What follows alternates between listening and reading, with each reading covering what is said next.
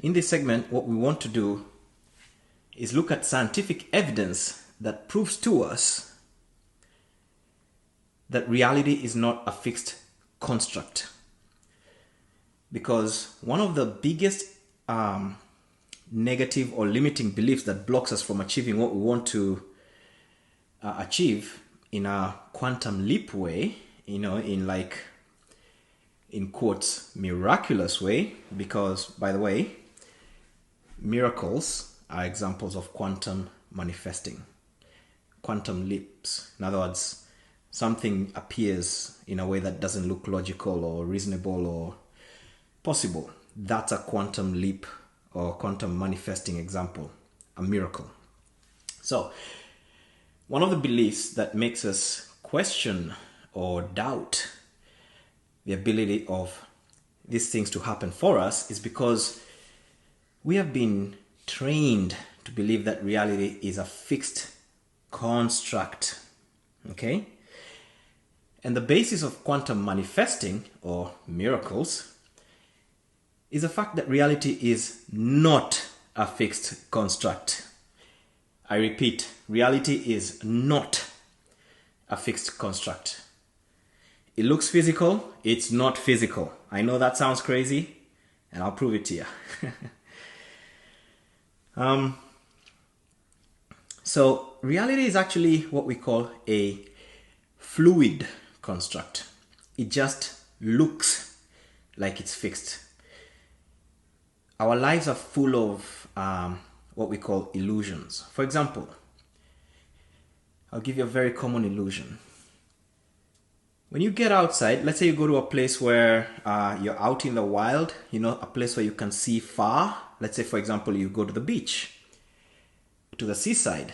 So there you can be able to look at the ocean all the way to the horizon because there's no buildings or anything obstructing your view. What do you notice? At the end of the horizon, the world looks like it's falling off. It looks like we live on a flat earth, and then at the edge of that flatness, the world falls off. Now, do you know that for a very long time, there are a lot of societies, we're talking for thousands of years, there are a lot of societies around the world that literally believed that if you go to the edge of the earth, you will fall off. And I'm not even talking about primitive village societies in, I don't know, in Africa, because everybody seems to use Africa as an example of primitive. And I'm not, so I don't want any haters here. I'm just giving an example. The societies that believe this stuff, you fall off when you get to the edge of the earth, include countries in Europe. Britain, or it wasn't called Britain then, it was something else. But a lot of Europe believed this shit. That you literally fall off the face of the earth if you go to the edge. And so they did not even dare. They stayed where they were. So that's an optical illusion. We are surrounded by illusions. For the longest time, people thought the sun goes around the earth. Until, I believe it was Galileo who came along and said, no, it's the earth that goes around the sun. It's an optical illusion. The sun seems to be going around the earth, but it's actually the earth going around the sun. Do you know that the Pope in Rome kicked Galileo out, excommunicated the guy out of the Catholic religion for having said that? You understand what I'm trying to say here? That the fact that everything looks physical is just an optical illusion. And we'll get into that. But the point I'm about to make here for you, or suggest to you, is that the idea that you need linear step-by-step progress is based on the idea of a reality that is a fixed construct. That's the key point. The minute you understand that you are not living in a fixed construct, suddenly you will believe that you do not need linear step-by-step progress. Quantum leaps are not linear. They are not step-by-step. Miracles are not linear or step-by-step. Quantum manifestation does not follow so-called normal rules, and that's why it's called quantum manifesting or quantum leaps, or in quotes, miracles. At some point, you realize that everything is a miracle and miracles are normal. Okay, so let's get more into this big idea that we mentioned. The big idea here is that we have been taught in our society that we live in a fixed construct, a so-called physical universe, and that everything works step by step. You see? Now, while at some level that is actually experienced as true, meaning, if you punch the wall, your fist will feel a lot of pain.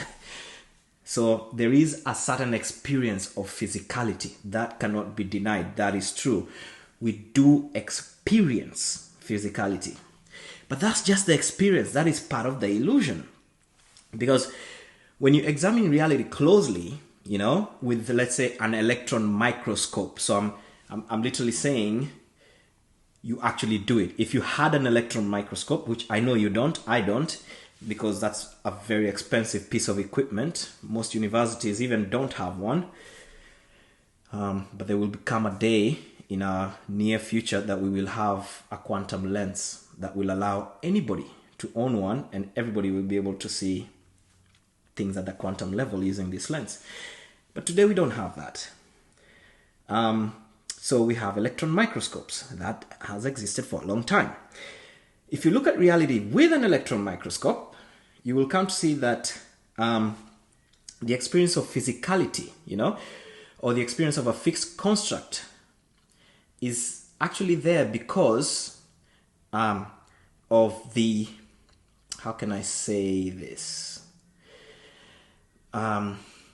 The forces within the atomic structure of our reality. Let me try and break that down. Make it simple. So as you can see here on this picture, we have a human being there. Now, the human being is made of, we like to say, flesh and bones. That's the level of reality that our eye sees. But if you're to take a piece of flesh from your skin, okay, or from your body, any piece, doesn't matter, pick a piece, and let's say you look at it using a normal microscope, you're going to notice that that flesh is made of tissues, and the tissues are made of, molecular structures. So something like, for example, carbon, there's a lot of oxygen stuff in you.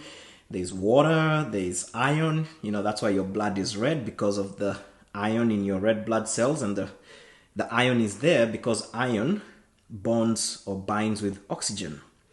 That's how, when metal, something metallic goes rusty, is because the iron in that metal has bonded with the oxygen in the air, and that creates rust. But in your body, the same iron that is, making your blood look red bonds, or rather attaches to the oxygen that your lungs are breathing, and that's how your blood carries oxygen from your lungs and to all the bits of your body. So in other words, your body is made of water, carbon, iron, and many other minerals, okay? These minerals, for example, if you take oxygen, okay? Oxygen is a molecule that has an atomic structure, like everything else. So oxygen is a collection of atoms. Iron is a collection of atoms. Carbon is a collection of atoms. The desk and the chair that you might be sitting on is a collection of atoms. The iPad or iPhone or phone or laptop, whatever you're watching this on, is a collection of atoms. The sound hitting your, the sound that you're hearing, the airwaves that are hitting your eardrum is a collection of atoms. Because air is also a collection of atoms. Your eardrum is made of meat, which is a collection of atoms. So everything is atomic. Are you with me? So you are nothing but, in one sense, you're nothing but a collection of atoms. Like 7 billion, trillion, whatever number, zero, this gazillion, whatever that word is, atoms make up the human body. Now, the interesting thing is that an atom is actually not physical. An atom is about 99.9999999% in quotes empty space. To be honest, the space is actually not empty. It's something there. That's like the dark matter or whatever. It's like we live in a universe of duality. So there's dark and light. There is matter, there's antimatter. Do you understand? So the space looks empty to us, but it's not emptiness. Actually, it is a space from which the physical part comes out. Do you understand? It is the mother. The so-called empty space is actually the mother of the thing that is not empty space. You get it? So from the void, you get the physical, and then the physical falls back into the void. That is scientific. We're not making this up. Now,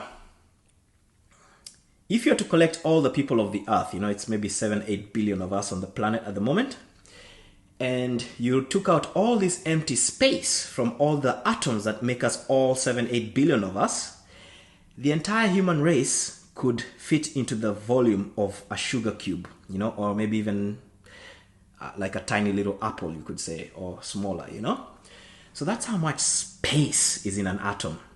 It's like most of the atom is space. So by that extension, most of physical everything is space. You look solid. By every account, you look solid, but you're actually mostly space. So it is the forces within your atomic structure that make things feel solid. And I'll give you a quick example. If you are to take a magnet, okay? You know the way like kids take two magnets and then they try and bring the two magnets together?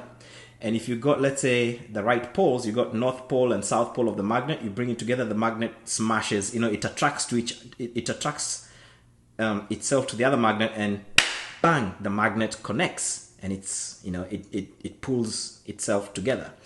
But if you bring up the same pole, let's say you bring north to north or south to south of the magnet, then the magnet repels. It refuses to touch. So it's these forces in the atomic structure that give the illusion of physicality. Do you get what we're saying here? I think so. Okay.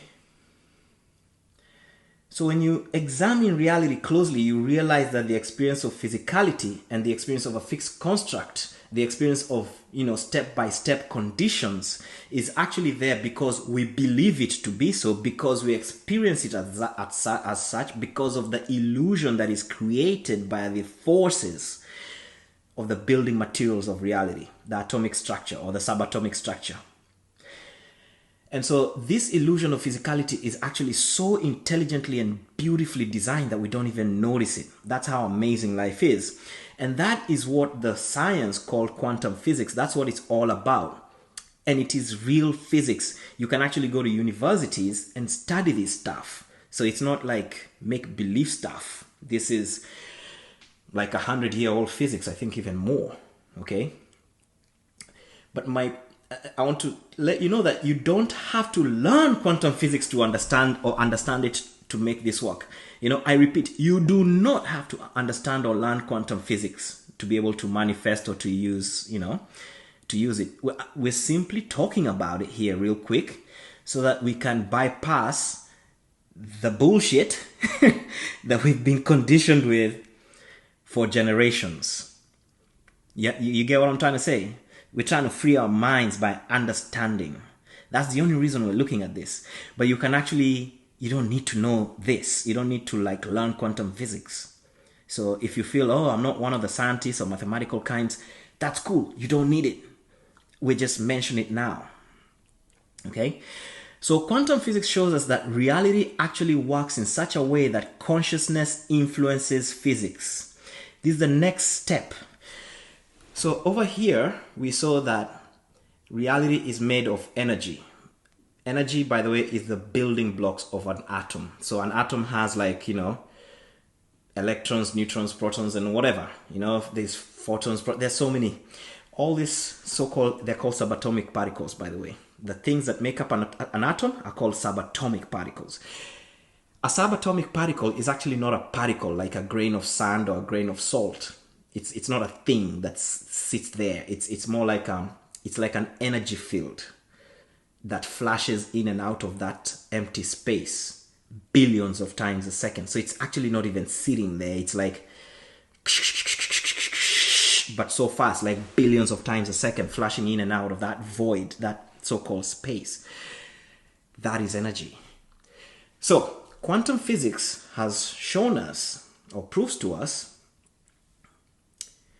that reality works in such a way that consciousness influences physics. Okay?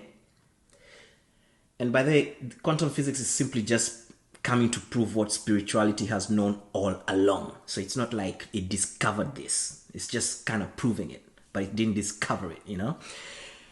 So the long and short of it is that our minds influence reality. Our emotions influence reality.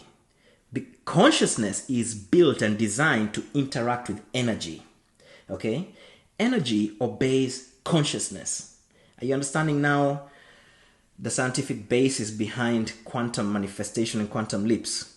Yeah? And so we know that energy is the building block of our atomic universe. That we know. We've talked about that, right? And that is what physical reality is about. Now, why is it designed like this? Well, it's designed like that because the universe intended it to be a mirror to the self. As within, so without. Do you get what I'm saying? Think about this. Whatever created this whole life that we call life, before the Big Bang, you know, I think you've heard of the Big Bang, the beginning of the universe, or at least the beginning of this universe. That thing, the one question would be, what am I? And to experience that question, I am this, it has to physically experience itself. And so it has to sort of split itself into multiple realities that include you and me so that it can know itself experientially. It can have multiple points of perspective of self. Do you get it? So I know myself in relation to everything else around me. You know yourself in relation to everything else around you. Relationship in this universe of relativity. Remember Einstein talked about relativity? Relativity, and not relationship just to people, also to things, to whatever, is what creates knowing thyself. So the universe is like a mirror, and that is why energy follows consciousness. So that as within, so without. As without, so within. As above, so below. As below, so above. Do you get it? It's like a mirror. That's the big idea. Now, if you need to learn more about this, because we could go on talking about this for ages, and we are not going to do that here in this lesson, because otherwise, otherwise we'll be here forever. I would like to encourage you to check out our other courses. Specifically, we have this one course called Your Life's Quantum Composition is More Magical Than You Think. And it's about how quantum energy works to create our reality. So go check that course out. It's the one that you can see at the top right of your screen, top left, David, top left of your screen. And then we also have other courses over there. So if you're interested in learning more about your greater reality, beyond what you've been told about, what you've been told by your society, have a look at some of our other courses, such as the ones shown here. I'd just like to remind you that these courses are not claiming to be the absolute truth or the only truth. There is no such thing. There's only perspectives. There's angles of looking at things. So the purpose of these courses is to expand your mind to new possibilities, to free your mind to go outside the box that you were given, by your conditioning. Okay? So, yep, all the courses are there, and you can learn a lot more. We go into details about all this sort of stuff, beliefs and consciousness and so on, spirit and so on. So let's move on with this particular lesson. So like we said, your life is a mirror, literally. Life gives us not what we want, life gives us who we are. That's that mirror effect. Okay? And because energy follows consciousness, we get to know ourselves. Our outer reality matches our inner reality. It is a mirror. Yeah? Are you hearing this? Reality is a mirror to allow us to know ourselves experientially. And that is the beauty of this design. Okay? This is a self-experience world. This is a self-experience universe. That's the point. Now I'm going to give you some news that may be good news or bad news to some of you. I don't know how you're going to take it. But here we go. The universe ultimately does not care whether you achieve your goals or not. The universe does not judge you on achievements, performance, good or bad. All these are human constructs. Okay?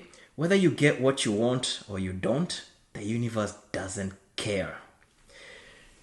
Instead, the universe is designed to give you everything you are. So it does not limit you.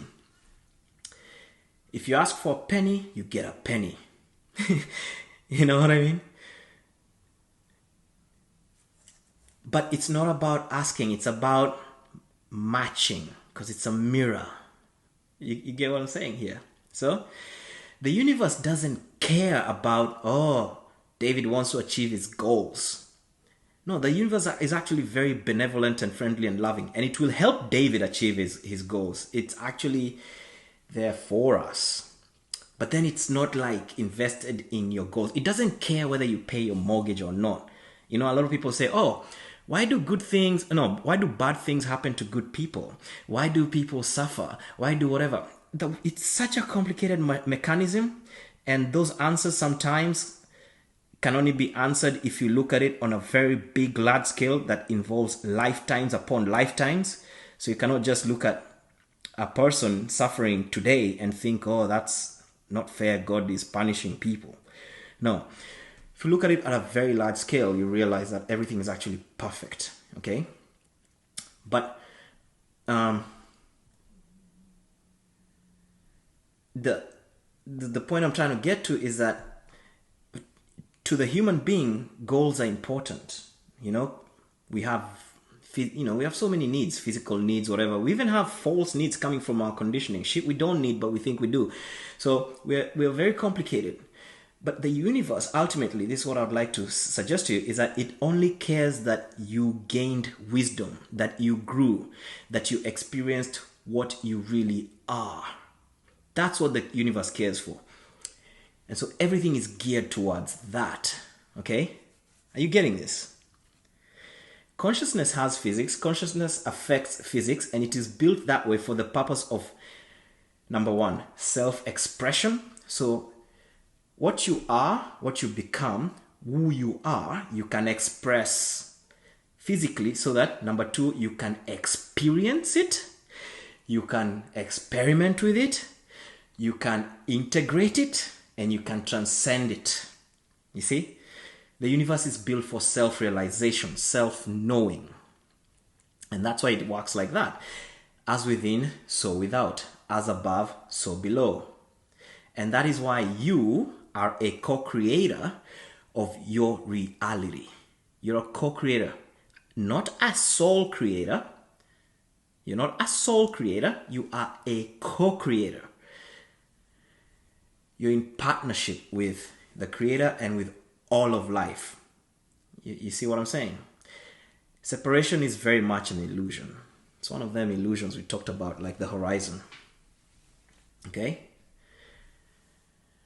So the idea here, now that we've talked about all this and the mirror and how consciousness works and all that, the idea here is that you can literally take a leap from one reality into another reality, or one experience to another experience, without having to go through step-by-step processes or to go through conditions.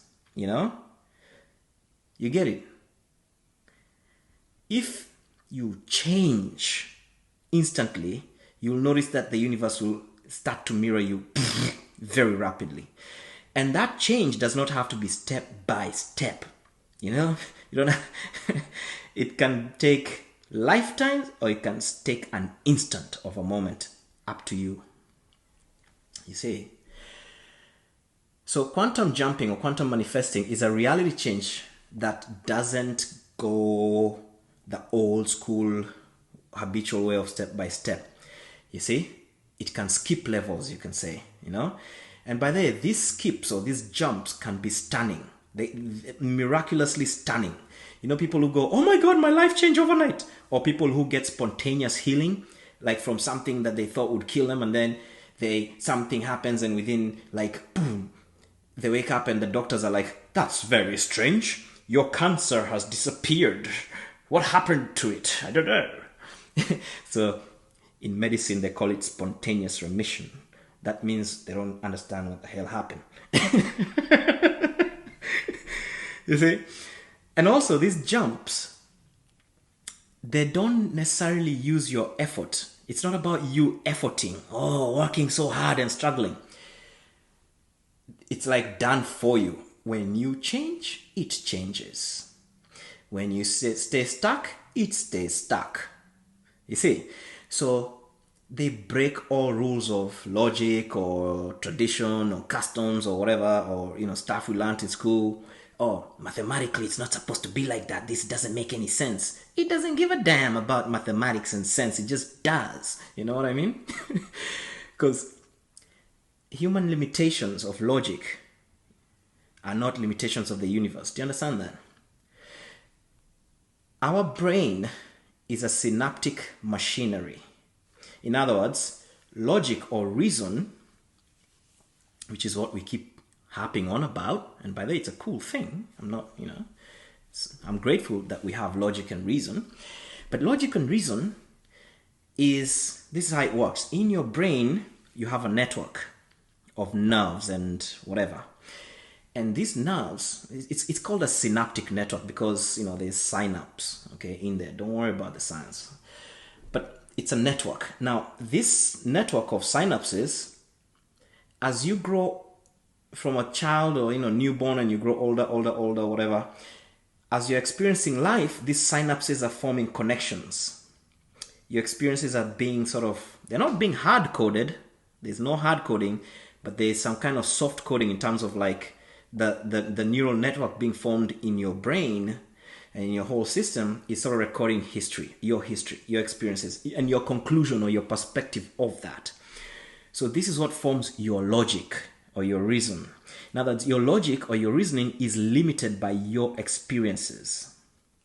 So the brain, being a synaptic organ, by definition, cannot understand anything outside its past experience. Or it can, but it takes a lot of effort to break and change those synapses. But neuroplasticity has taught us that the brain can indeed change.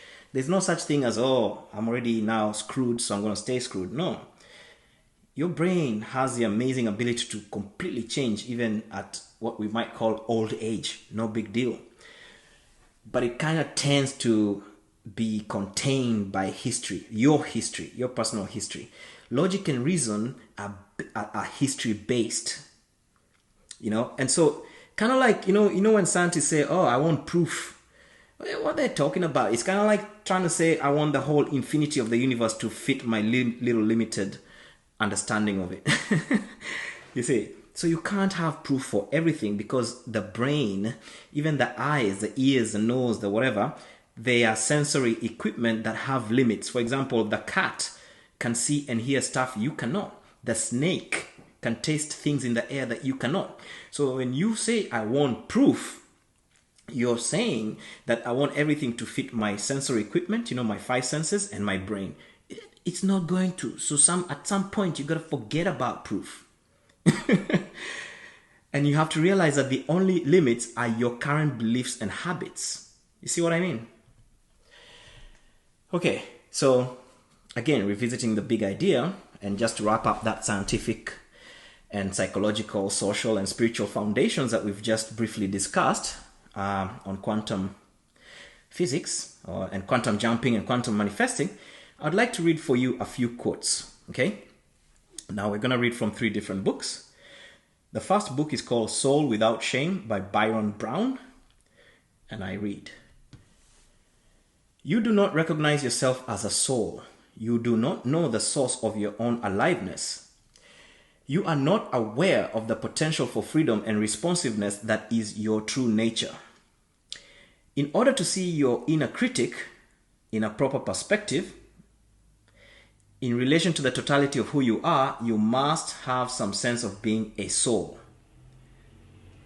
Can you say what you are if you don't refer to what you've been?" So end quote. To me, that is saying that we all have an inner critic. We all have an inner judge. In other words, our conditioning has created this sort of monkey mind that keeps, that self-talk that we've got in our head, and it keeps saying weird stuff like, "David, why did you do this? Or you should do this. Da da da da." You see what I'm saying? So this self-talk is quite often judgmental, and that's what we're calling the inner critic. Okay. And so to be able to see, and by the way, that's part of the logic, reasoning, whatever system. So to be able to see it clearly, you must first of all step back and realize you're not just that human being. You are a soul. Okay? Okay, so I'll start reading again. Can you say what you are if you don't refer to who you have been? That's an interesting question, because it's asking us that if you are asked to describe yourself, like, who are you, David? Or who are you, I don't know, put your name there, who are you, David? Can I, as David, say what I am without talking about my history? Can I say who I am without talking about what I've been told I am? That's a very deep question. If I start saying, "Oh, I'm a man from this, da da da," that's just my conditioning talking. All right, I'll carry on reading. So who is it that experiences being an ego, being a body, or being a mind? Huh? Have you ever felt limited by the idea of having to be or to act a particular way? If so, imagine what sense of yourself would allow spontaneity, ease, and freedom. Who would you be, and how would you feel?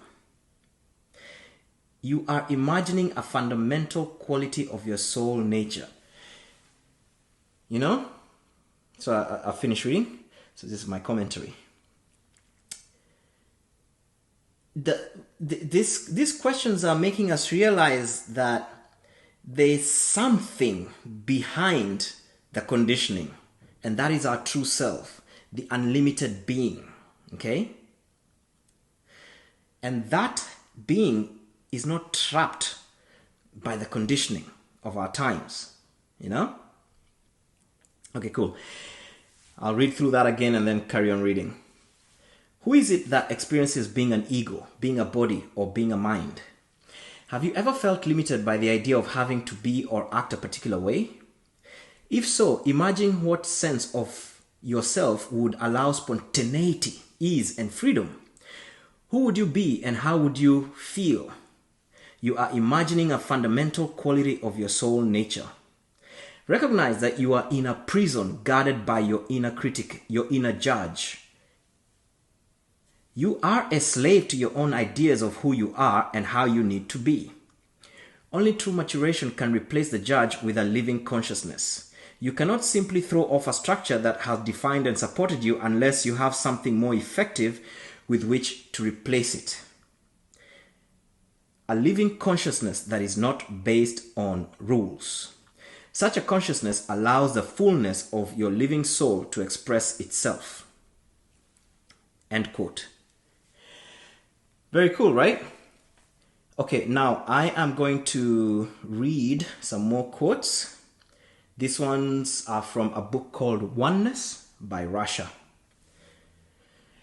And I read, By consciously choosing in one's darkest hour to reject the vision of hopelessness that appears inevitable, and to choose instead the knowingness that the outcome will reflect your highest possible good, you open the doorway.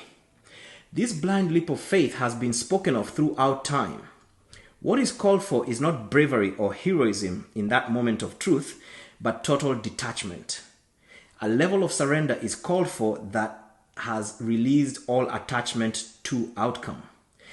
This level of surrender is achieved when one stands on the very edge of one's gravest fears and knows in that moment that there is nothing to fear. Were you to envision yourself in circumstances where your deepest longings were made manifest without reservations and without compromise, you might begin to experience the radical shift in the circumstances of your life that would provide for you the very evidence that you do indeed create your life. Were you to dare to risk relinquishing the limitation-based thinking that keeps you anchored to the experience of disappointment in the areas that matter most to you, you might just experience a glimpse of liberation from those patterns. And were you to take the blind leap needed to catapult yourself out of your energetic rut entirely, you might find yourself able to circumvent a good measure of the repetition of events that are the norm in this process. That blind leap is one that is not taken within the confines of the mind, but is sourced within the depths of your heart of hearts. When you permit yourself the luxury of openly and unabashedly fantasizing about what it is you truly yearn for and dream of, you set into motion the energetic parameters for manifesting your heart's desire. Until you give free expression to the limitless vision you keep under wraps, you cannot, by definition, create it in your reality. When you operate your life from the mindset of unworthiness to have your heart's desire, when the thrust of your energy is not daring to ask for what you truly want out of fear of disappointment, that disappointment is virtually guaranteed. The leap in faith comes not in one's denial or one's repression of the fear of the void that is virtually universal. The leap in faith comes of daring to face the void and know it for the manifestation of the illusion of separation that it in fact is. In order to transcend this, the ultimate fear, the fear that one is actually alone in this odyssey called life, it is necessary to surrender totally to that fear. In order to know experientially the state of fearlessness that comes of aligning with one's God self, it is necessary to undergo what might be considered to be a series of initiations.